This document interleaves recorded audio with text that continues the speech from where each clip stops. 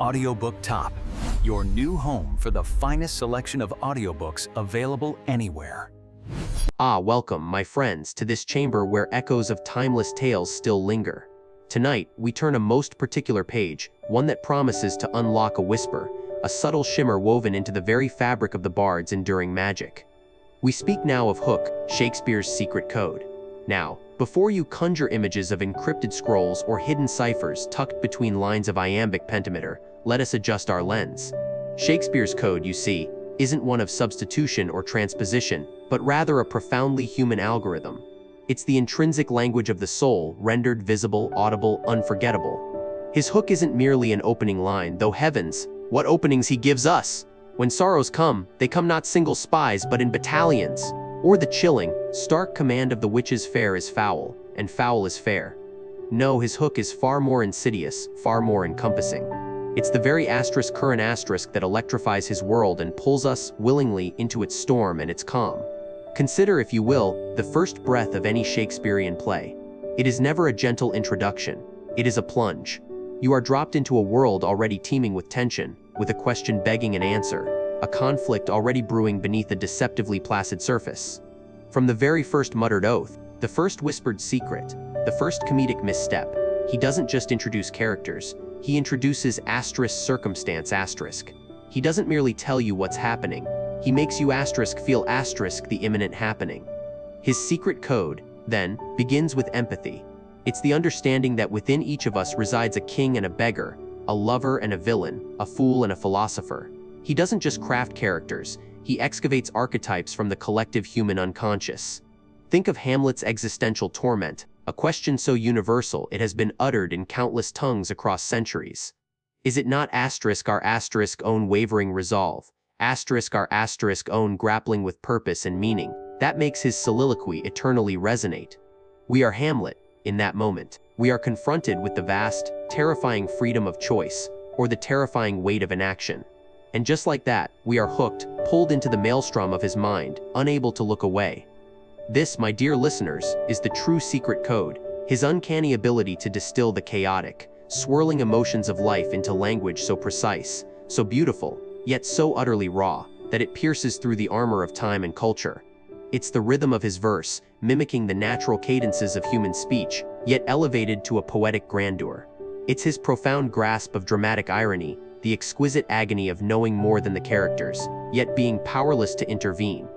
It's the way he can pivot from the profound to the profane, from soaring poetry to earthy humor, often within the same scene, mirroring the very incongruities of our own existence.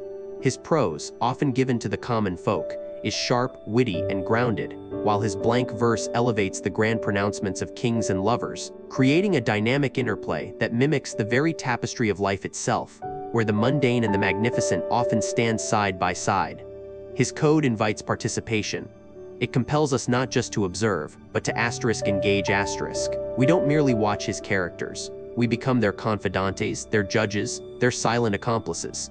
He doesn't spoon-feed answers, he presents dilemmas, leaving us to wrestle with the moral ambiguities, the unbearable choices, the triumphant failings. His plays are not static artifacts, they are living questions, perpetually reinterpreted by each generation, each actor, each reader.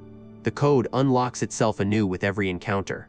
The hook is simply the initial tug on the line, but the secret code is the deep, intricate, and invisible net that holds us captive, gently, willingly. It is the acknowledgement of our shared humanity, the recognition that no matter the century, the setting, or the attire, the heart's desires, its fears, its triumphs, and its despairs remain astonishingly, beautifully constant. And in that constant reflection, that mirror held up to nature, lies the eternal magic of William Shakespeare. He doesn't tell us who we are, he simply shows us the stage, lights the scene, and lets us find ourselves within his words. And that, my friends, is a secret worth cherishing, a code worth decoding again and again. Friends, fellow travelers, seekers of wisdom and wonder, settle in, draw near. Forget for a moment the stern portraits, the scholarly tomes, the footnotes that sometimes seem to obscure more than. Forget, if you can, the weight of centuries and the hushed reverence, because what we are about to embark upon together is not merely a reading, it is an expedition. A profound, exhilarating journey into the very heart of what it means to be human. You hold in your hands not just a collection of plays and poems, but a meticulously curated field guide. A sprawling living archive penned by a man who in his own time was not a distant icon, but a keen observer of life's messy, magnificent tapestry. William Shakespeare, the Bard, yes, but for our purposes, something far more immediate, our trusted, incisive informant. Think of it this way: when we encounter Shakespeare, we often approach him as literature, as poetry, as drama, and he is all of these, gloriously so. But this volume invites us to look beyond the Bard, to peer through his words as if through a finely ground lens, and to discover something richer, deeper, more intrinsically us. We are about to undertake an anthropological journey. What does that mean exactly? It means we will become cultural cartographers, mapping the complex terrain of human experience as Shakespeare laid it bare. We will not just read about kings and queens, lovers and fools, but we will study them as specimens, as representatives of their tribes, their societies, their individual neuroses and grand ambitions. We will observe their rituals of power, their customs of love and betrayal, their language of grief and joy, their social hierarchies, their moral codes, or the catastrophic lack thereof. Consider the bustling streets of Verona, not just as a setting for star-crossed lovers, but as a crucible of ancient feuds and youthful passion, a study in how tribal loyalty can shred individual happiness. Listen to Hamlet's soliloquies not just as profound reflections, but as ethnographic interviews with a prince grappling with identity, existential dread, and the crushing weight of expectation. Observe Macbeth's descent into tyranny as a chilling case study in ambition unchecked, and the psychological unraveling that follows when a culture sanctions ruthless ascent. Shakespeare, you see, was our earliest, most brilliant ethnographer. He didn't just tell stories, he documented societies. He didn't just create characters, he illuminated archetypes of humanity that echo down through every generation, every culture, every corner of the globe. His plays are living laboratories, filled with experiments in leadership, loyalty, love, and loss.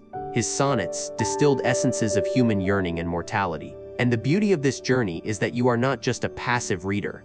You are the anthropologist. Armed with curiosity and an open mind, you will unearth patterns, draw connections, and recognize fragments of yourself, your neighbors, and the nightly news within these ancient pages. You will discover that the human heart, for all its fickle changes and superficial adornments, beats with rhythms remarkably similar to those that thump through Elizabethan London, or ancient Rome, or mythical Athens.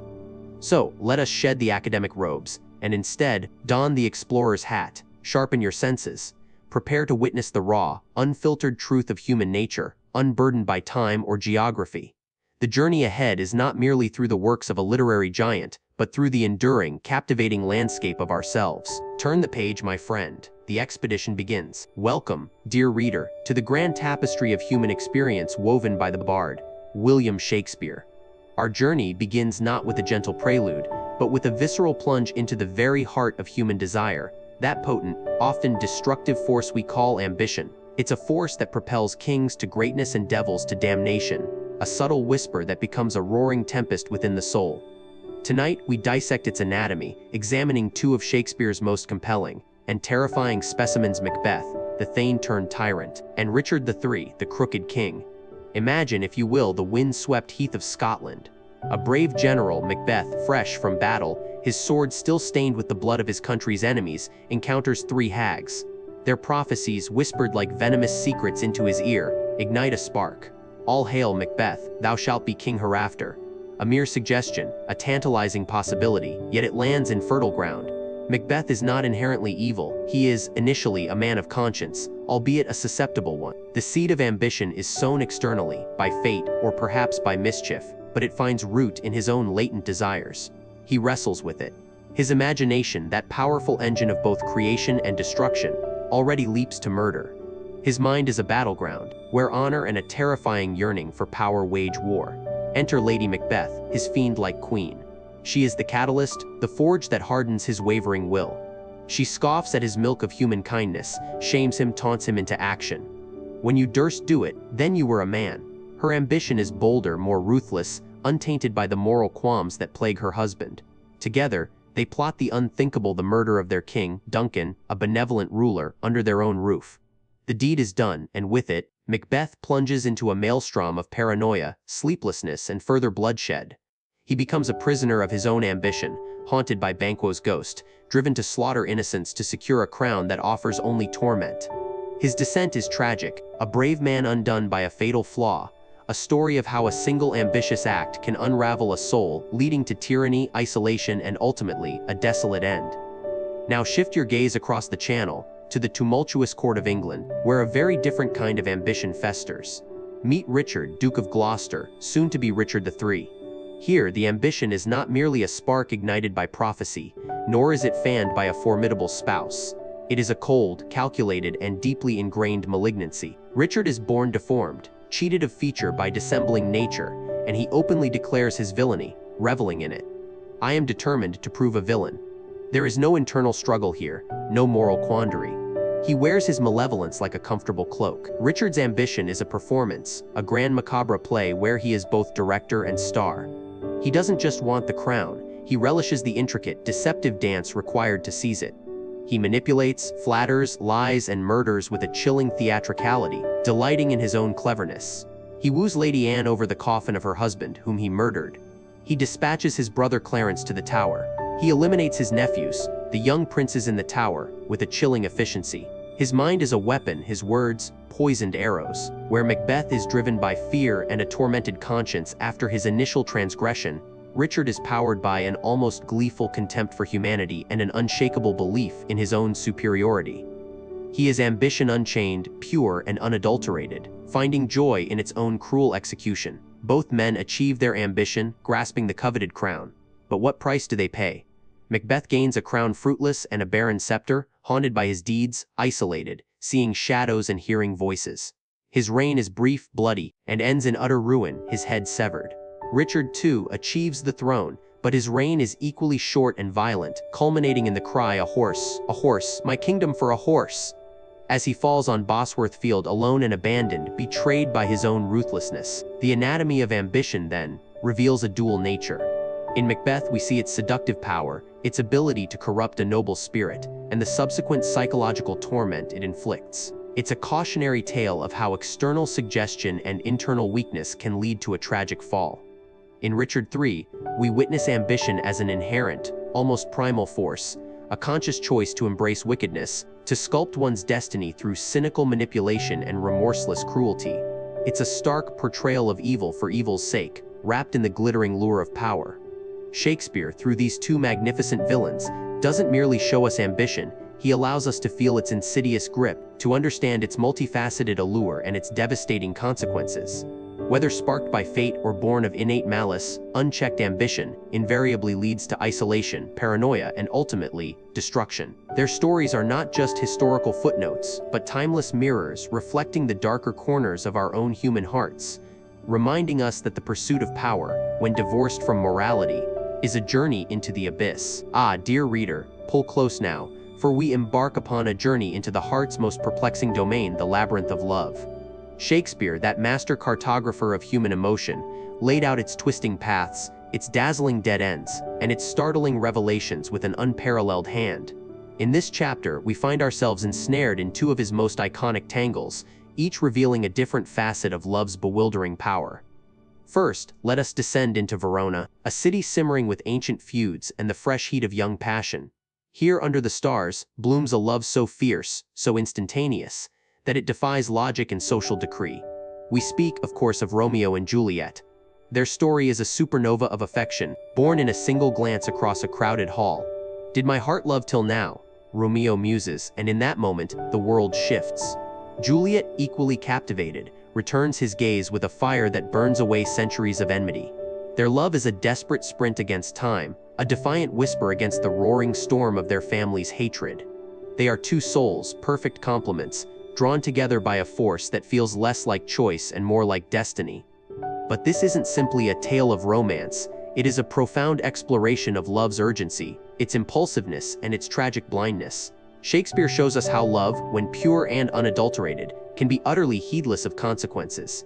It finds beauty in the enemy, builds altars in secret, and sees an entire lifetime in a stolen kiss. The urgency of their love, their willingness to sacrifice everything, family, name, life itself for a fleeting moment of shared existence, is both breathtaking and heartbreaking.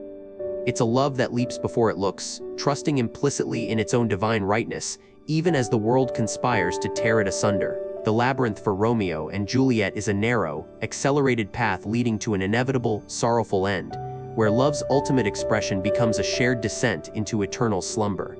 Their passion, too intense to be contained, too pure to compromise, ultimately consumes them, leaving behind a poignant, eternal echo of what might have been.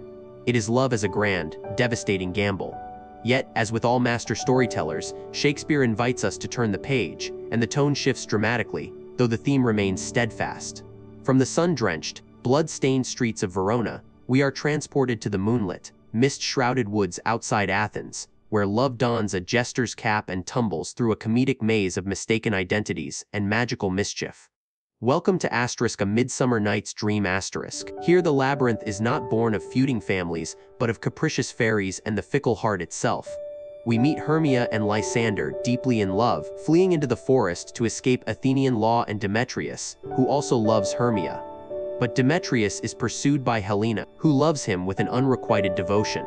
Four lovers, a tangled web of affection and rejection, wandering into an enchanted glade where reality itself begins to fray.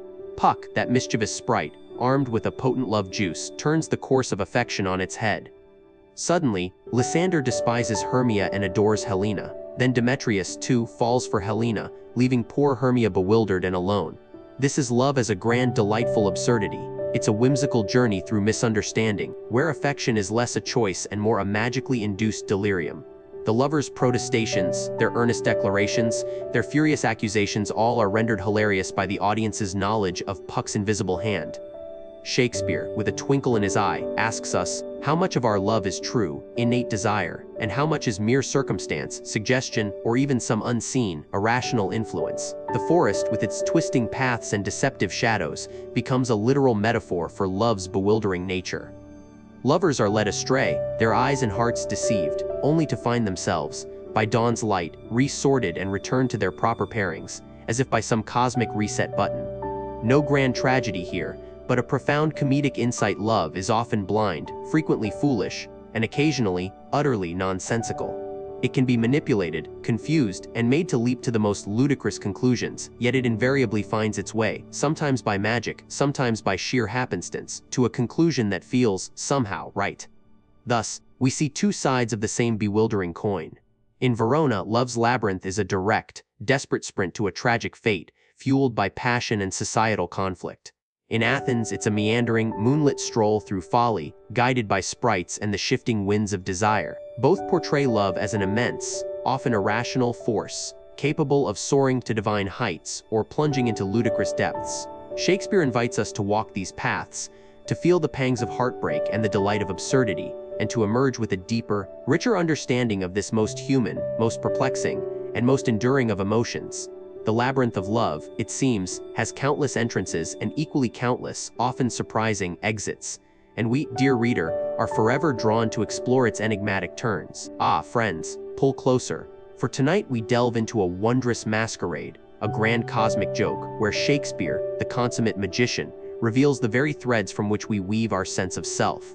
We speak tonight of Chapter 3, the performance of identity, a journey through the delightful chaos of *12th Night*, and the verdant freedom of *as you like it*. Consider, if you will, the simple act of waking each morning. Do we not, in some small way, choose a role for the day? The diligent worker, the caring friend, the patient parent. We don our costumes, be it a tailored suit or a comforting sweater, and we step onto the stage of the world. Shakespeare understood this profound, often unconscious, truth better than anyone. Let us first alight upon the shores of Illyria, where the tempestuous sea has cast ashore Viola, her brother lost, her status precarious. What choice has she but to invent herself anew? And so, out of necessity, Cesario is born a young man, gentle-voiced, capable of delivering impassioned speeches. Viola doesn't merely wear male clothing, she becomes Cesario. And in this becoming, the world around her is utterly transformed. The lovesick Duke Orsino, who employs him, pours out his heart. The grieving Countess Olivia, who has sworn off men, finds herself hopelessly smitten with this eloquent youth. Oh, the delicious irony! Viola, trapped within Cesario's skin, must woo Olivia for Orsino, all while knowing Olivia loves the very disguise she wears. It's a performance within a performance, a tangle of mistaken affections that only true identity can unravel. And yet, it's not just Viola performing. Look at Malvolio the steward. He is by nature austere, puritanical, but he harbors a grand, self-aggrandizing vision of himself. A count, married to Olivia, he performs dignity, performs authority. So when a forged letter encourages him to wear yellow stockings and cross garters, to smile perpetually, he embraces this new, absurd role with zeal. He believes he is enacting his true destiny, when in fact, he's merely a puppet on a string, manipulated into performing a caricature of himself. His identity isn't flexible, it's rigid, self-serving, and ultimately shattered by the trick played upon him. Twelfth Night whispers sometimes, the greatest performance is the one we put on for ourselves, the identity we cling to, however ill-fitting. The play celebrates the liberation that comes when these false fronts finally fall, revealing true hearts beneath. From the stormy shores of Illyria, let us journey to the serene, liberating expanse of the Forest of Arden. Here, exiled by tyrannical dukes, identities are not merely assumed, they are shed and reborn with a breathtaking ease. Rosalind, banished by her cruel uncle, transforms into Ganymede, a saucy, quick-witted shepherd boy. Her cousin Celia becomes Aliena. The difference here, dear friends, is crucial. This isn't an act of desperate survival like Viola's, but an act of joyful liberation. The Forest of Arden is a stage where societal rules are suspended, where one can truly play with identity. Rosalind, as Ganymede, performs a truly remarkable feat. Her beloved, Orlando, also banished, wanders the forest, carving Rosalind's name into trees. Ganymede, encountering him, offers a cure for his lovesickness. I will be your Rosalind, woo me, and I will show you how to conquer this disease of love. Can you imagine? To play oneself, through the mask of another. She teaches him how to woo, how to be a worthy lover, all while experiencing his devotion directly, unburdened by the constraints of her true identity. She tests him, teases him, pushes him, and in doing so, strengthens their bond, revealing deeper truths about their affection than any courtly romance ever could. Even other characters find new expressions of self. The melancholic Jax finds solace in philosophizing. Touchstone the Fool finds a surprising love with Audrey, the rustic goat herder. Arden allows them all to step outside the predefined roles of court and society, to experiment, to breathe, to simply be asterisk. And when the time comes for the disguises to be shed, it is not a chaotic unraveling, but a joyful, natural unveiling. Rosalind, in her own person again, leads a procession of happy couples, each having found their authentic self, or at least a more honest expression of it, through the crucible of performance. So, what does Shakespeare, our master storyteller, tell us through these two magnificent comedies? He tells us that identity is rarely a fixed statue but a flowing river. It is something we perform consciously or unconsciously every single day. We adopt roles, we wear masks, we adapt to our surroundings. Sometimes, these performances lead to confusion and hilarity. At other times, they allow us to reveal deeper truths about ourselves, to test the boundaries of who we are, and ultimately, to become more fully ourselves. The stage for Shakespeare was not just a place for imitation, but a crucible for self-discovery, showing us that the greatest art is often found in the honest, messy, beautiful performance of being human. And perhaps that is the greatest lesson of all. Friends, let us journey back to Elsinore, to the heart of a kingdom teetering on ruin. The festive bells of the hasty wedding had long faded, replaced by the chilling whisper of a secret. Prince Hamlet, cloaked not just in black but in a pervasive grief, found himself an alien in his own home. His mother, Queen Gertrude, had married his uncle Claudius with a speed that defied decency, barely a month after his father, King Hamlet, had been laid to rest. Frailty, thy name is woman, he'd raged internally. But grief, however profound, was merely the prologue. Whispers had reached him, unsettling tales of a specter, the very image of his deceased father, walking the battlements at the dead of night. His loyal friend, Horatio, confirmed the chilling account, and with a heart heavy with foreboding, Hamlet resolved to stand watch. The night was a cold, sharp blade. The air itself seemed to hum with anticipation. Then, as the clock struck the hour, a figure emerged from the swirling mists, tall, regal, clad in full armor, his visor raised. It was the king, Hamlet's father, returned from the grave. A gasp caught in Hamlet's throat, a cold dread seizing him. Yet beneath the terror, a desperate hope flickered, an answer to the gnawing questions that had plagued his waking hours. The ghost, silent and solemn, beckoned. Against the urgent pleas of Horatio and Marcellus, Hamlet followed, drawn by an invisible, unbreakable thread. they moved away into the deeper shadows where the wind seemed to moan a mournful tune. And there, beneath the unforgiving stars, the truth was unveiled, a truth so monstrous it ripped the very fabric of Hamlet's reality. The ghost spoke, his voice a hollow echo from beyond the veil, recounting a tale of treachery most foul. It was not a serpent's sting, as the kingdom believed, that had stolen the life of good King Hamlet. No, it was a brother's hand. Claudius, Hamlet's uncle, now king, now husband to his mother, had poured a potent poison into his ear as he slept in his orchard. A couch for a king and a garden for a tomb, the ghost lamented. Thus was I by a brother's hand cut off even in the blossoms of my sin. The ghost painted an agonizing picture, the peaceful slumber, the sudden, searing agony as the leprous distilment coursed through his veins, transforming his smooth skin into a hideous crust, robbing him of life, crown, and queen all at once. Oh, horrible, most horrible! The voice resonated, not just through Hamlet's ears, but deep into the very core of his being. The motive, lust, ambition, a wicked desire for the throne and the queen, Gertrude, whom the ghost still held dear, despite her seeming virtuous fall.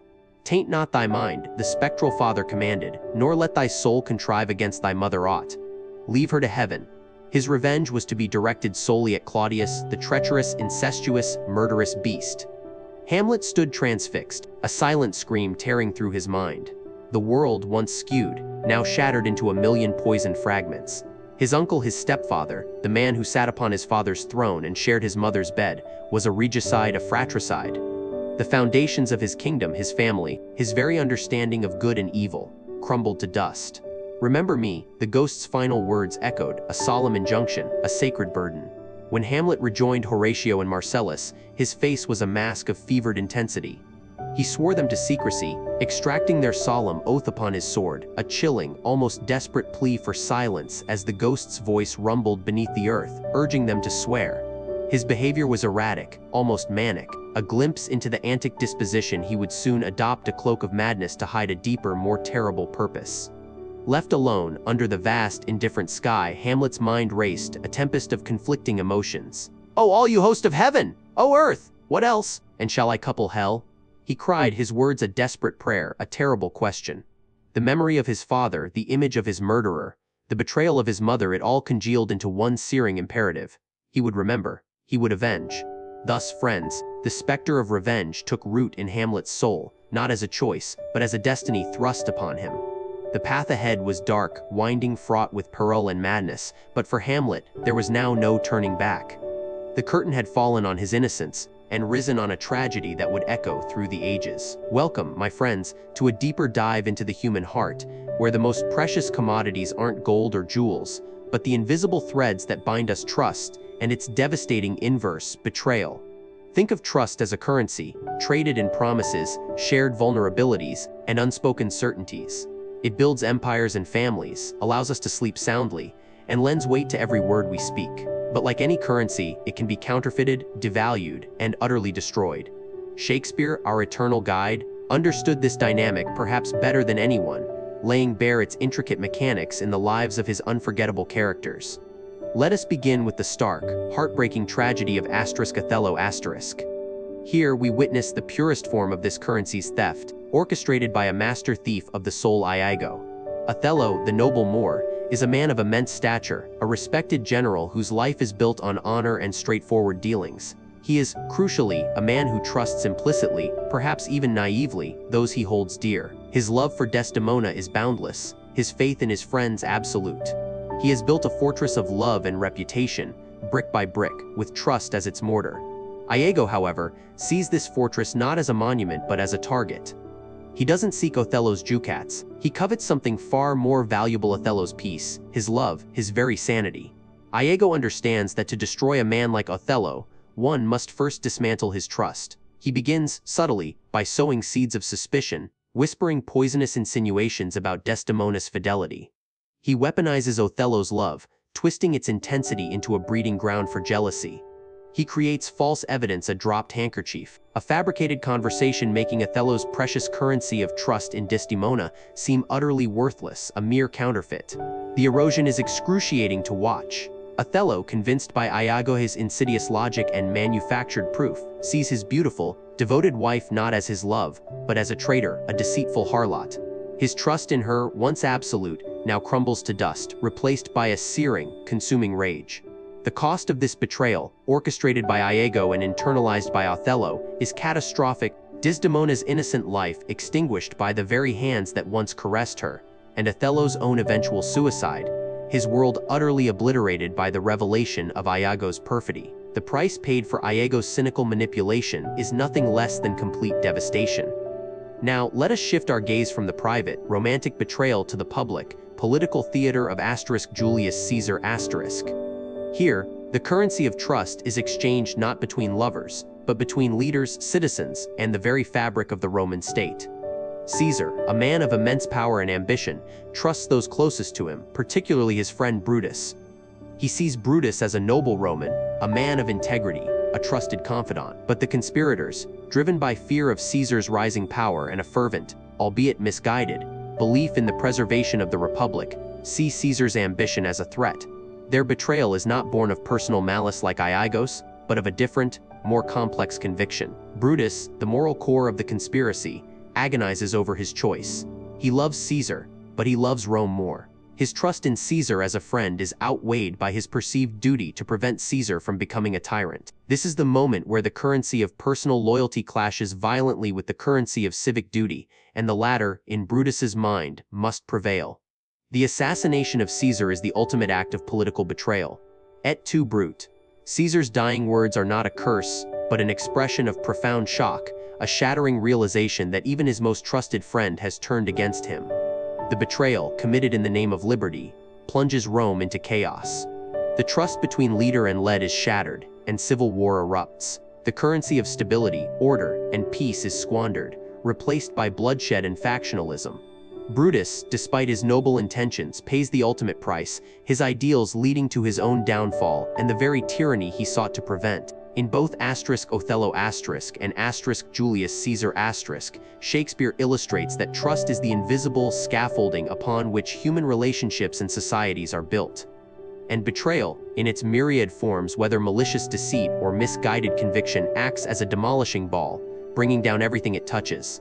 Iago's betrayal is a cold, calculated theft of peace and love. Brutus's is a tragic exchange, sacrificing friendship for an uncertain future. Yet, both acts result in a profound emptiness, a devastating loss that leaves lives and nations in ruins. The currency of trust, once spent, once betrayed, is almost impossible to reclaim in its original value. It leaves scars, suspicion, and a lingering sense of profound disillusionment. Shakespeare forces us to confront this difficult truth that the very threads that bind us, if severed, can unravel our entire world. And in that unraveling, we find the deepest, most enduring tragedies of the human condition. The wild, unleashed fury of the heavens mirrored the tempest within old King Lear. Rain lashed down, a stinging torrent, and the thunder roared as if the very firmament were tearing itself asunder. Stripped of his crown, his kingdom, and the affection of all but a loyal few, Lear stood exposed, not just to the elements, but to the crushing reality of his monumental folly. Yet, in this maelstrom of despair, one small, colorful figure clung to him, a flickering flame against the raging storm, his fool. While kings and courtiers had scattered like leaves before the wind, the fool, paradoxically, remained. He was no comforter of false pieties, no whisperer of sweet illusions. No, his comfort was of a sharper, truer cut. The fool, with his motley attire and cap of bells, was the embodiment of inconvenient truth. His songs were not melodies of solace but barbed jests, his riddles not amusements but profound prophecies, each one a hammer blow striking at the rock of Lear's delusion. Thou hadst little wit in thy bald crown, when thou gav'st thy golden one away, he'd sing, a simple, brutal statement of fact that pierced through the king's fading sanity. Thou mad saint, thy daughter's thy mother, he'd declare, mocking Lear's self-emasculation, his surrender of power to those who would wield it as a weapon against him. At first, Lear brushed him aside, preoccupied by his own mounting rage and the burgeoning madness that threatened to consume him. But as the storm intensified, as the physical discomfort began to mirror the spiritual anguish, something shifted. The fool's ceaseless prattling, once an irritating drone, began to resonate. His foolish words were the only ones that acknowledged the stark reality of Lear's situation, the only ones that dared to call a king a fool to his face. This was the wisdom of the fool, to speak truth when all others flattered, to see through the illusion of power when others were blinded by it. He didn't soothe Lear's pain, he laid it bare, rubbing salt into the wound, not out of malice, but out of a desperate, loving attempt to make Lear see. He was Lear's conscience, his mirror, reflecting not the glorious king of yesteryear, but the old, deposed man who had squandered everything for a hollow show of love. And in that wretchedness, something astonishing began to stir within Lear. He began to listen. He began to feel asterisk. The fool's constant, jarring presence prevented Lear from retreating entirely into the labyrinth of his own mind. He was forced to confront the stark simplicity of the fool's observations that he had indeed given away his crown, that his daughters were indeed now his masters, and that he was, quite literally, a man reduced to nothing. It was through the fool's eyes, through his unvarnished honesty, that Lear started to perceive the suffering beyond his own gilded cage. Poor naked wretches, he would lament, his mind expanding beyond his personal torment to embrace the universal plight of the dispossessed. This was a profound awakening for a man who had lived his entire life in a bubble of unquestioned authority.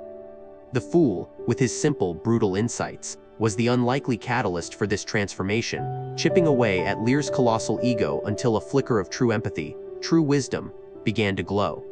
The wisdom of the fool is not merely about wit or cleverness, it is about the profound paradox that often, the deepest truths are uttered by those whom society dismisses, by those who stand outside the structures of power and conventional thought. It is a reminder that when the world is turned upside down, when kings become beggars and reason succumbs to madness, the simplest voice, stripped of pretense and ambition, can be the most profound. In the howling wilderness, beneath the indifferent sky, the fool's seemingly nonsensical songs were the only beacons of sanity, guiding Lear, inch by painful inch, not back to his throne, but towards a more fundamental, human understanding of himself and the world. A hard-won wisdom, forged in the crucible of loss and suffering, delivered by the loyal, insightful heart of a fool. Friends, gather close, and let us sail to a realm where the very air hums with unseen powers, and the earth holds secrets both ancient and profound. Our stage is an island, lost in the azure embrace of the sea, a jewel of untamed wilderness.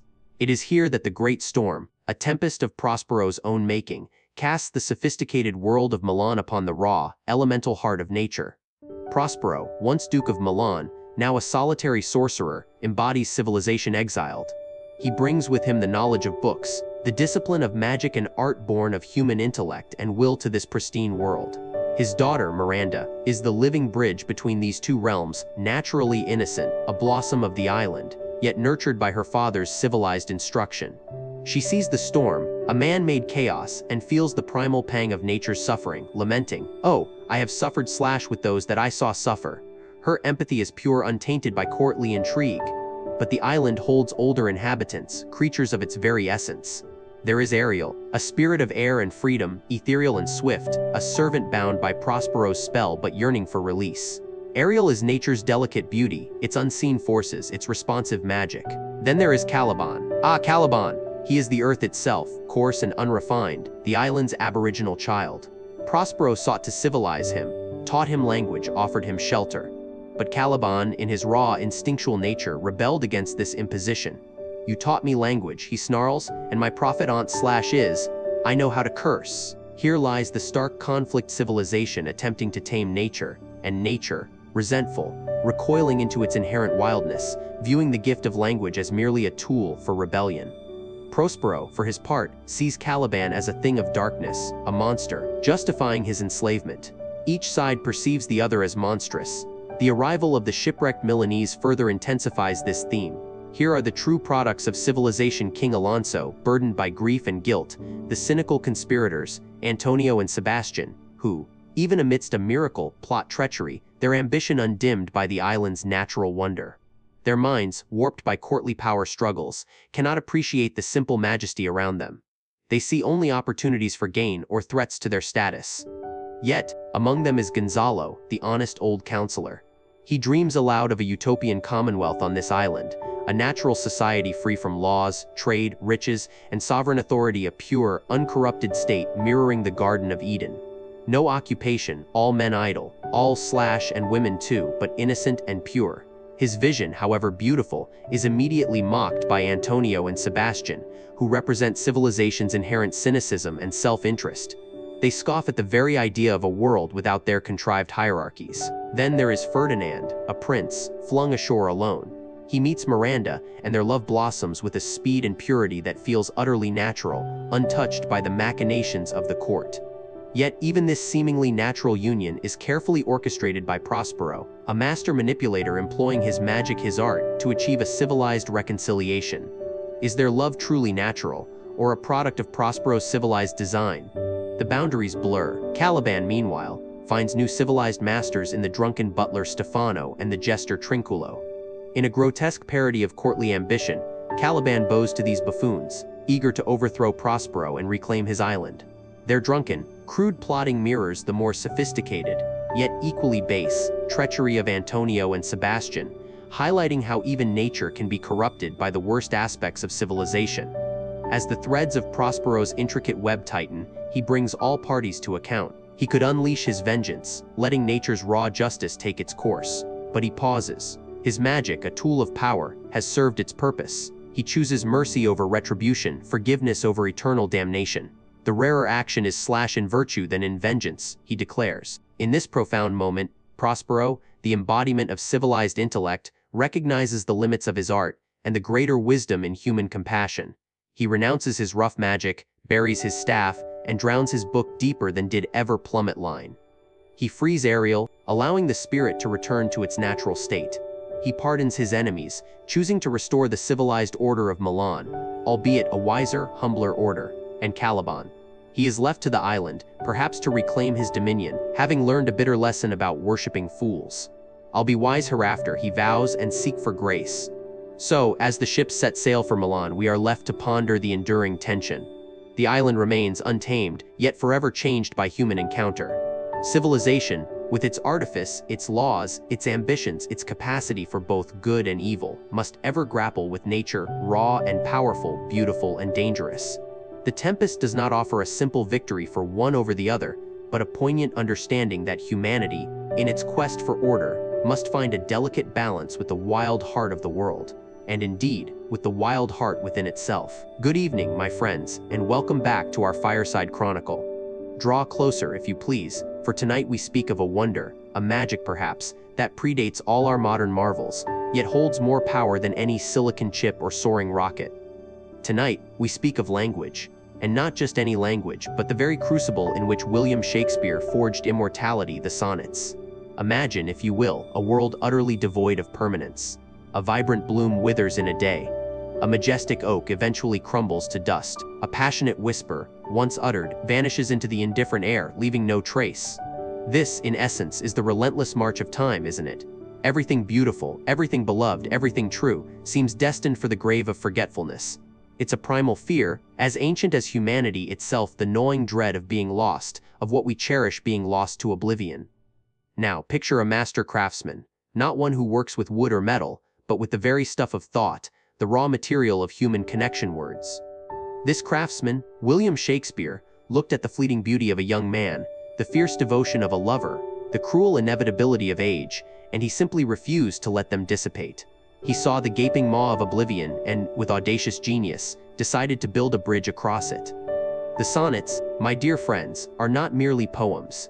They are, in the profoundest sense, a technology, a precise, elegant, and astonishingly effective machine, meticulously constructed from the 26 letters of the alphabet, orchestrated into 14 lines of iambic pentameter, bound by a specific, intricate rhyme scheme.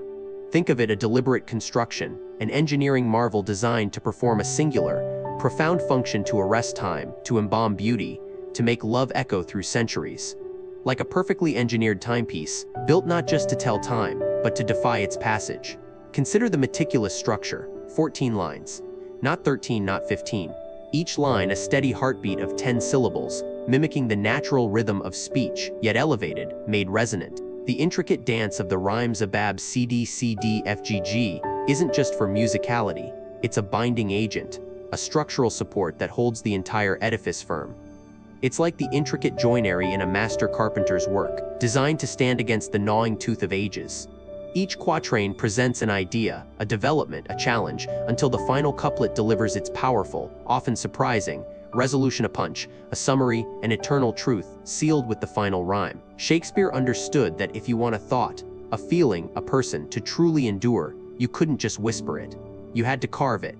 You had to cast it in a form so resilient, so perfectly articulated, that it would defy decay. He didn't just write asterisk about asterisk mortality, he asterisk achieved asterisk it through the very act of writing.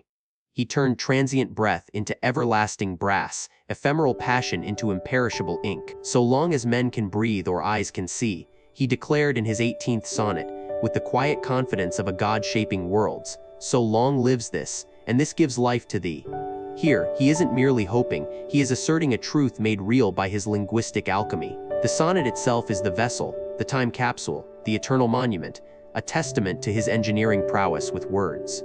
He harnessed the raw energy of human emotion, passionate love, bitter jealousy, profound sorrow, exultant joy, and channeled it into this tightly controlled, exquisitely beautiful form. The inherent constraints of the sonnet weren't limitations to him, they were the very forge that made his language so potent, so concentrated. Like a rough diamond, polished into unparalleled brilliance under immense pressure, revealing its inner fire. And what did this ingenious technology achieve? It allowed a young man's beauty to be seen 500 years later. It allowed a lover's adoration to be felt as keenly today as it was on the day it was penned. It allowed universal human experiences, the fear of aging, the desire for truth, the power of affection to transcend their immediate context and speak directly to our hearts across gulfs of time and culture. It built a bridge not just between people, but between epochs. The sonnets are a testament to language not just as a means of communication, but as a deliberate instrument of creation and preservation. They are an early, yet unsurpassed, example of how human ingenuity, when applied to the intangible realm of words, can construct something profoundly tangible, something that truly lasts, something that echoes across the ages. So next time you encounter a sonnet, don't just read it. Appreciate it as a marvel of engineering, a triumph of human spirit over the relentless pull of oblivion. Marvel at the precision, the craft, the sheer audacity of a man who dared to build eternity, one perfect line at a time. And in doing so, offered us all a glimpse of forever. The air in the Venetian courtroom hung thick and heavy, a palpable shroud woven from fear, anticipation, and the cold glint of unyielding resolve. Every gaze was fixed on the figures assembled: Antonio, the merchant, pale but composed, his fate poised on the razor's edge; Shylock, the Jew, his face a mask of grim satisfaction, eyes burning with a fire long banked; and the noble Duke, burdened by the grim necessity of upholding the law, even when it promised such a brutal outcome. This was no ordinary dispute, it was a reckoning, a stark confrontation between rigid legalism and the pleas for compassion. Shylock, when offered thrice the sum he was owed, shook his head with chilling finality. "I will have my bond," he declared, his voice cutting through the hushed chamber like a sharpened blade. "A pound of flesh." The words resonated, a grotesque demand that turned the very concept of a contract into a macabre joke. Bassanio, Antonio's dear friend, distraught and desperate, pleaded, offered more, but Shylock remained unmoved, his heart seemingly impervious to all pleas of mercy. He stood as the embodiment of an ancient grudge, a thirst for vengeance disguised as a just claim, unconcerned with the widespread outrage his demand provoked. To him, this was justice, a payment long overdue for the slights and cruelties inflicted upon him and his people. Just as despair threatened to consume the assembly, a new figure entered, an unexpected arrival that brought with it a glimmer of hope. Dressed in the robes of a young doctor of laws, with an air of quiet authority that belied his youthful appearance, Balthazar, for so he introduced himself, stepped forward.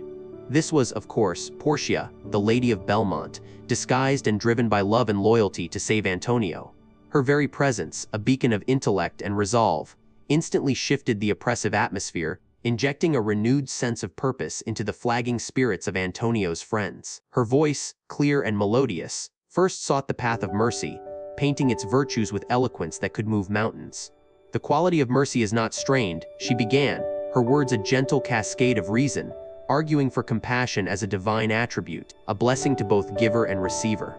She appealed to Shylock's humanity, to his capacity for forgiveness, to the very spirit of the law that should temper its letter. But Shylock, resolute in his grievance, merely hardened his stance. "I crave the law," he repeated, insistent, unyielding, his demand for the pound of flesh unwavering. He saw no mercy in the world that had scorned him, and thus offered none in return. And so, Balthazar, seeing that the path of persuasion was closed, turned her formidable intellect to the strict letter of the law, a path Shylock himself had chosen. She examined the bond, conceded its legality, and to the horror of Antonio's supporters, seemed to grant Shylock his full request. A gasp rippled through the courtroom. Shylock's eyes gleamed, a predatory light replacing the cold resolve. He was triumphant. The scales of justice, he believed, were finally tipping in his favor. But then, with a subtle shift in her tone, the young doctor introduced a crucial, devastating caveat. "This bond doth give thee here no jot of blood," she stated, her words dropping like stones into a still pond. "The words expressly are a pound of flesh." Her voice gained steel, her eyes fixing on Shylock. "Take then thy bond, take thy pound of flesh, but in the cutting it, if thou dost shed one drop of Christian blood, thy lands and goods are by the laws of Venice confiscate unto the state of Venice." The courtroom held its breath. The silence that followed was absolute, save for Shylock's sudden, sharp intake of breath. His triumph dissolved into stunned disbelief, then frantic horror. The very precision he had demanded now ensnared him. He could not physically take the flesh without shedding blood. The impossible condition rendered his just claim utterly unexecutable. His desperate attempts to backtrack, to accept the thrice-offered money, were swiftly dismissed. Balthazar was relentless, pointing out his refusal of the money and his insistence on the forfeiture. The trap, meticulously sprung, tightened further. Not only could he not claim his pound of flesh, but his malicious intent to take a Venetian citizen's life had consequences under Venetian law. His property, half to Antonio, half to the state, was forfeit, his very life at the Duke's mercy. The tables had turned with a dizzying speed, the victimizer now the condemned. The Duke, demonstrating the very mercy Shylock had denied, commuted the death sentence and part of the fine, requiring Shylock to convert to Christianity and bequeath his wealth to his daughter and son-in-law upon his death. Shylock, utterly broken, stripped of his fortune, his faith, and his dignity, could only utter a hollow plea to be gone. He hobbled out, a shadow of his former vengeful self, leaving behind a courtroom that breathed a collective sigh of relief, yet also grappled with the profound complexity of the justice that had been rendered. This marketplace of justice had seen the high stakes of humanity bartered, where compassion vied with vengeance, and the letter of the law was weighed against its spirit. It was a brutal lesson in consequences, a testament to the idea that justice, when pursued without mercy, can consume the very one who seeks it, turning the sharpest blade against its own hand. The resolution, though it saved Antonio, left a lingering question mark over the true nature of fairness, revealing the harsh realities of a world where prejudice and power often skewed the scales. Friends, gather close, and let us speak not merely of battles won or lost, nor kings crowned or dethroned, but of the very threads with which we weave the tapestry of our past. For in Shakespeare's Henry V. we are granted a rare, profound glimpse into the smithy where history is forged, not just recorded. Imagine, if you will, the flickering lamplight of a late Elizabethan study, or perhaps the dust motes dancing in the sunbeams of a crowded globe as a story unfolds. A young king, newly shed of his wild oats, stands on the precipice of a momentous decision war with France.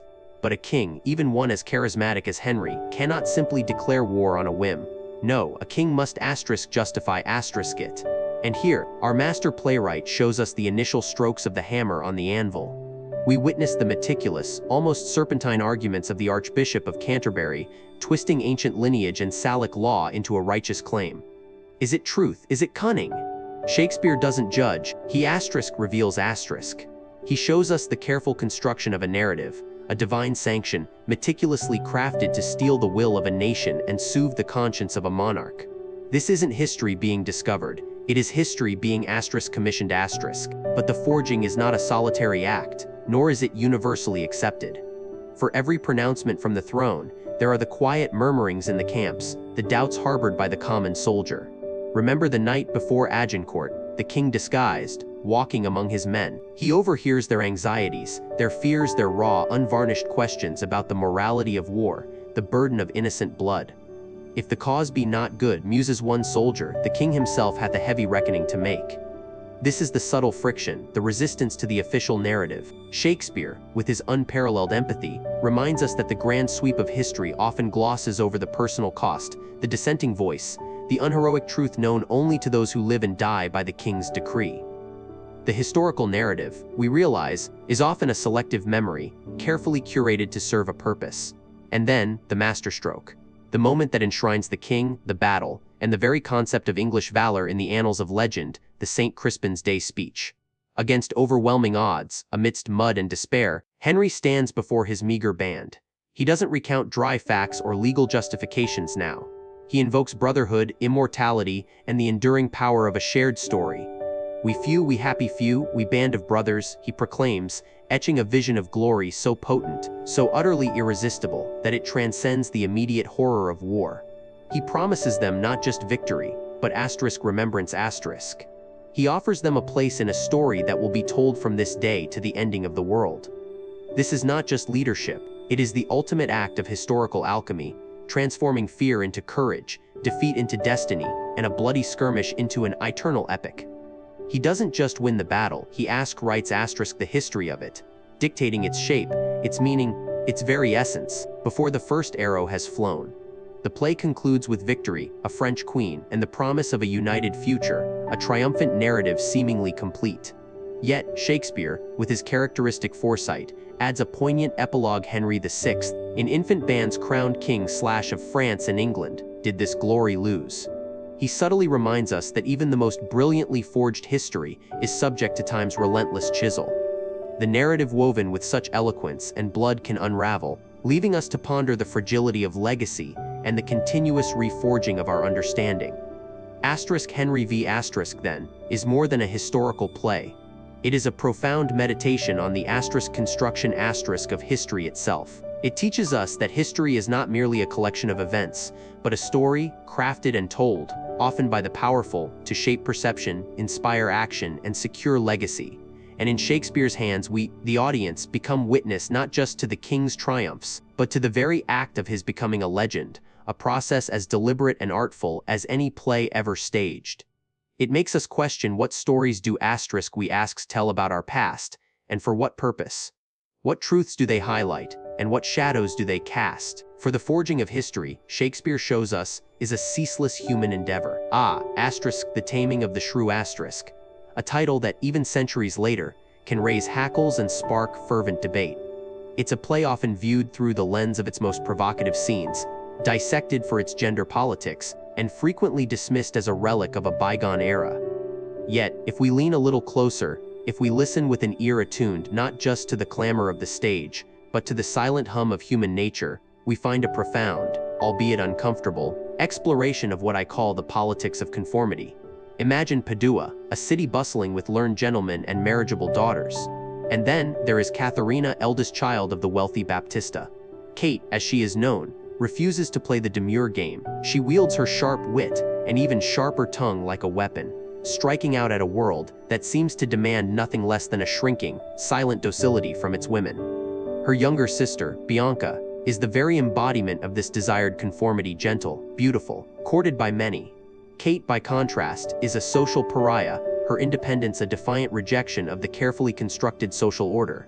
She is denied suitors, not for lack of beauty or dowry, but for her unwillingness to fit the prescribed mold. This, right here, is the first lesson in the politics of conformity. The social system imposes consequences for non-compliance, creating powerful incentives for even the most rebellious spirit to eventually yield. Enter Petruchio, a gentleman from Verona, driven by ambition, a good dowry, and perhaps a perverse delight in a challenge. He sees not merely a woman, but a system that needs recalibrating. His method isn't brute force, but an ingenious, relentless psychological campaign designed to systematically dismantle Katharina's sense of self and her understanding of reality.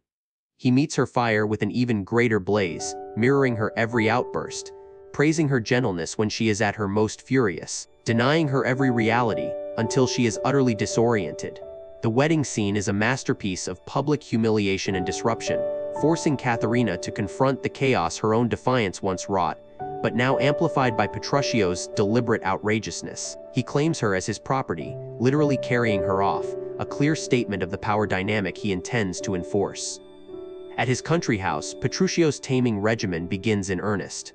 He compares her to a wild hawk, to be starved and denied sleep until she answers to his call. He deprives her of food, falsely claiming it is unfit. He denies her new clothes, insisting they are ill-made. He continually finds fault, not with her, but with the world around her, positioning himself as her benevolent protector, even as he systematically breaks her will. This isn't just about breaking a spirit, it's about illustrating the profound power dynamic inherent in conformity.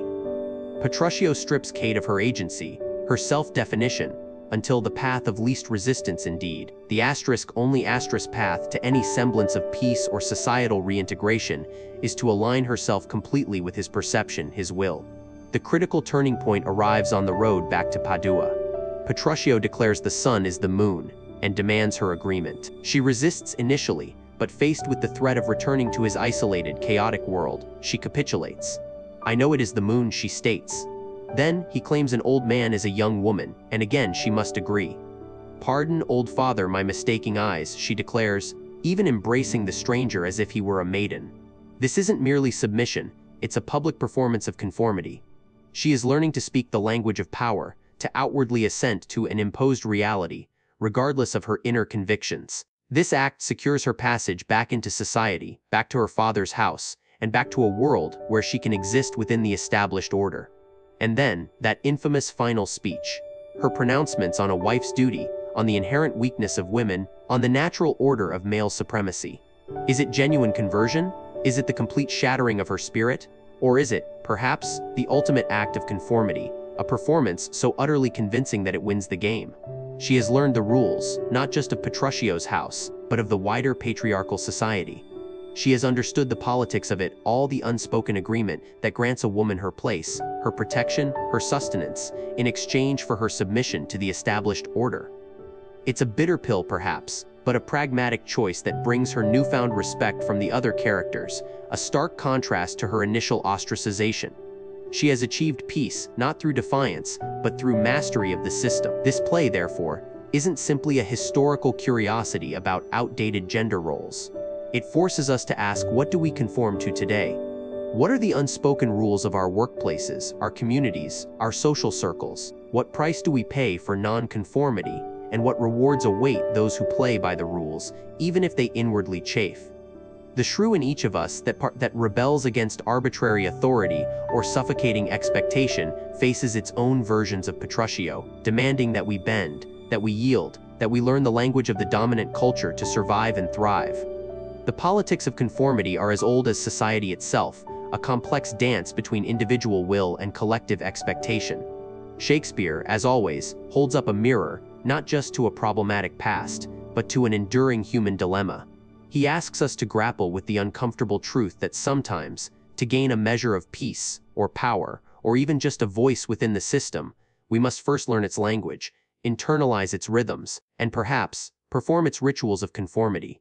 And in Kate's final, chillingly articulate speech, we hear the echoes of every compromise, every strategic adaptation, every silent surrender and masterful performance that allows us to navigate the complex, often unforgiving, currents of social existence. It is a testament to the enduring power of societal structures and the subtle, yet potent, pressure they exert on the individual spirit. The story unfolds, not with the rapid fire of a comedy, nor the inevitable descent of a tragedy, but with the slow, almost glacial pace of life itself, mirroring the long, sorrowful winter that has gripped Leon's heart for 16 arduous years.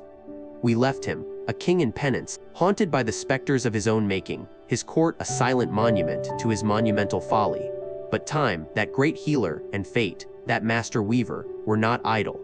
They spun their threads with meticulous, patient hands, guiding events toward a resolution that few could have foreseen. Far away, in the sun-drenched, rustic fields of Bohemia, a vibrant sheep-shearing festival unfurls, a world away from Sicilia's chill. Here, amidst the humble shepherdesses and boisterous swains, dances the radiant Perdita, a princess unknowingly veiled in common garb. Her beauty, her innate grace, her very presence, stirs something ancient and noble, attracting the unwavering gaze of Florizel, Prince of Bohemia. Their love, pure and unwavering, becomes the tender shoot of hope that will finally pierce the frozen earth, drawing the two long-separated kingdoms together once more. It is here, in this unassuming setting, that the threads begin to intertwine, pulled by the invisible hand of destiny. An old shepherd, burdened by a secret for 16 years, finally reveals the truth of the infant foundling, not just to Florizel, but to the unwitting Polixenes, who, in a twist of fate, is disguised amongst the revelers, now reunited with his son after a playful chide. The revelation is a cascade, a joyous torrent of truth that sweeps Perdita and Florizel back to Sicilia, to the very heart of the sorrow they are destined to heal. Consider, if you will, Leonce, a man carved from grief, his hair silvered not just by age, but by the relentless weight of sorrow. He stands before his newly arrived guests and sees in Perdita's vibrant eyes, in her every gesture, the haunting, beloved image of Hermione. It is a moment of shattering recognition, of joy so profound it almost breaks him anew. The tears flow, a veritable river of release, not just for what was tragically lost, but for what has, against all odds, miraculously returned to him. This is the first balm to his wounded soul, the first blush of his hard-won redemption. He embraces his daughter, his living legacy, a tangible sign that not all was destroyed by his madness. But the final act, the ultimate healing, is yet to come. It is Paulina, steadfast, fierce, and unwavering in her devotion to Hermione's memory and Leon's absolution, who orchestrates this grand, miraculous denouement. She has guarded a secret, a profound, almost unbelievable truth, waiting for the perfect moment, for Leon's to be truly ready, his heart sufficiently purged of its poison. She leads them all to her private gallery, where, beneath a heavy veil, stands a statue of Hermione, sculpted, she claims, with such lifelike precision that it breathes. The very air in that quiet gallery crackles with an almost unbearable anticipation, a collective holding of breath that spans years of unspoken hope. Leonce gazes upon it, his heart rending with fresh grief, so realistic is the artistry. He longs to kiss the cold stone, to touch the hand of his lost love, even in effigy. And then, the impossible. Paulina bids the statue move, if it truly believes Leonce's repentance to be sincere. With a whisper, with a burst of music, the statue descends from its pedestal. It is Hermione herself. Not a ghost, not a spirit, but flesh and blood, aged by 16 years, yet still radiating the same quiet dignity, the same profound love. The shock, the disbelief, the overwhelming joy that floods the stage is a moment unparalleled in theatrical magic, a true resurrection. Leonce falls to his knees, utterly undone, his redemption complete. He is not merely forgiven, he is resurrected alongside his queen. The winter is over. Spring has truly arrived, vibrant and full of promise. Hermione, whose silence for 16 years has been her strength, her wisdom, and her quiet act of faith, embraces her husband, her daughter. It is a reunion of shattered pieces finally, miraculously made whole, a testament to enduring love, to patience beyond measure, and to the profound, transformative power of forgiveness that truly transcends death.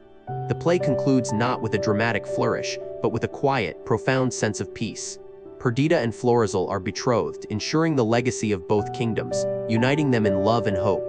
Leonce, a humbled, wiser king, has learned the agonizing truth that jealousy destroys, but also that repentance, given time and genuine contrition, can heal even the deepest wounds. His legacy is not just his reunited family, but the profound lesson etched into his very soul, a lesson for all who witness his journey through the crucible of suffering to the grace of redemption. What Shakespeare presents us with in The Winter's Tale is not merely a tale of royal intrigue or lost children, but a profound meditation on the cycles of life, the transformative power of suffering, and the miraculous nature of renewal. It asks us to believe in magic, in the impossible, in the idea that even after the harshest winter, spring will inevitably return, bringing with it not just flowers, but forgiveness, reunion, and the promise of a future forged from the ashes of the past.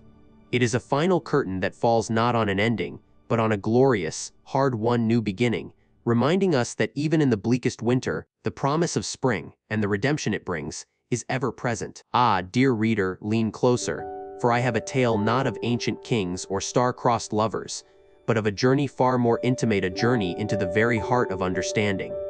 Within the hallowed pages of *, the complete works of William Shakespeare *, nestled amongst the tragedies and comedies, there lies a whispered invitation, an action plan designed not for the scholar confined to dusty archives, but for the vibrant spirit eager to engage with life's grand theater. Imagine, if you will, a crisp Monday morning, not in Stratford-upon-Avon, nor within the globe's wooden O, but right where you stand. The action plan began for me not with a historical treatise, but with a simple directive: observe. For the first 2 days, I was merely a watcher. I sat in a bustling park, a modern-day forum, and listened. I watched the earnest young lovers on a bench, their whispered confessions a direct lineage to Romeo and Juliet's balcony. I saw the territorial squabbles of pigeons over a dropped crumb, the puffed chests and indignant squawks mirroring the petty rivalries of court. The hurried footsteps of passers-by became the desperate flight of characters in a chase, the laughter of children, the pure, unadulterated joy of a pastoral scene. My complete works *, hitherto a weighty tome, transformed into a lens, focusing the chaos of the everyday into recognizable, poignant patterns. The universality of human emotion, the ambition, the jealousy, the tender affections, they weren't confined to iambic pentameter, they bloomed in plain sight. By midweek, the plan shifted. Engage, it urged. This wasn't about quoting Hamlet at the bewildered barista, no. It was subtler, deeper. I chose a passage, a simple one from Asterisk, as you like it, asterisk something about the 7 ages of man, and I carried it in my mind as I navigated the market. The haggling over prices, the theatrical gestures of the vendors, the eager faces of the customers, each interaction began to resonate with the echoes of Shakespeare's dialogue. I noticed how easily people adopted different parts depending on their audience, the stern parent, the charming salesperson, the diffident buyer. I even caught myself, in a moment of quiet reflection, before a mirror, delivering a mundane internal monologue with a newfound awareness of its dramatic potential. The world, I realized, was not just asterisk like asterisk a stage, it asterisk was asterisk one, perpetually performing, and Shakespeare had merely provided the most exquisite script. The latter half of the week unveiled a profound transformation. Empathize was the next command. No longer content with mere observation, I found myself actively seeking to understand the asterisk why asterisk behind the expressions, the motivations behind the actions. A friend's complaint about a colleague's betrayal became a modern-day Iago's poison, stripped of its poetic grandeur but no less potent in its sting.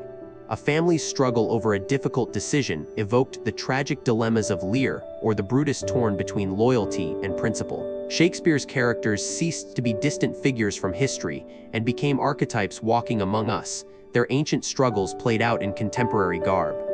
Their stories were our asterisk stories, their triumphs and follies etched into the fabric of daily existence. By the 7th day, the field study had achieved its purpose. The book, still weighty, now felt like a living companion, a mentor whispering insights into the bewildering beauty of human nature. The world outside, once a mere backdrop, had become a vibrant, ever-unfolding drama, rich with subtext, character arcs, and thematic depth. The action plan wasn't about memorizing lines or dissecting syntax, it was about opening one's eyes, ears, and heart to the timeless truths that Shakespeare had so masterfully captured. It was about discovering that the grandest theater is not always on a stage, but in the ordinary moments of an ordinary week, observed with an extraordinary lens. And once you start to see it, dear friend, you can never unsee it. The world, you'll find, is truly your stage. Gather close, dear friends, and let us draw a veil back from the ancient, dusty stage of time. For within these venerable volumes, bound by the wisdom of ages and penned by the inimitable hand of one master, William Shakespeare, we find not mere tales, but echoes, powerful, resonant echoes of ourselves. He held up a mirror, sharp and unsparing, reflecting the very essence of human experience. And peering into that glass, 3 eternal truths emerge, stark and undeniable, woven into the fabric of every tragedy, every comedy, every soaring sonnet. The first, immutable as the turning of the seasons, is the paradox of Lovestrisk. Oh, how he painted it! From the fiery, star-crossed passion that ignites Verona's streets, to the gentle, enduring affection that blossoms amidst Arden's greenwood. Love, in Shakespeare's hands, is both the balm and the blade. It lifts us to heights of rapture, whispers promises of forever, and yet, it is precisely this exquisite vulnerability that makes us susceptible to the most profound of sorrows. Think of Othello, consumed by a love so fierce it twisted into the very instrument of Desdemona's doom. Or Lear, stripped bare by the rejection of those he loved most, his heart shattered by the daughters he adored. We chase it, we cherish it, we grieve its passing, for to love deeply is to invite the potential for commensurate pain. It is the exquisite agony of being truly, utterly human, to offer one's heart knowing it might be broken, yet offering it still. This eternal dance of joy and sorrow, of connection and crushing severance, threads its way through every human soul, as true today as it was on Globe's wooden O. Then, cast your gaze upon the second truth, as compelling and treacherous as a serpent in Eden, the ascetic labyrinth of power and its corrupting kistrisk.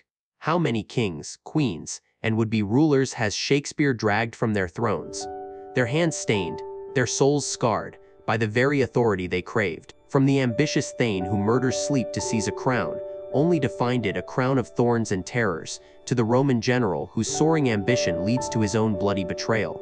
Power, he teaches us, is a sweet poison.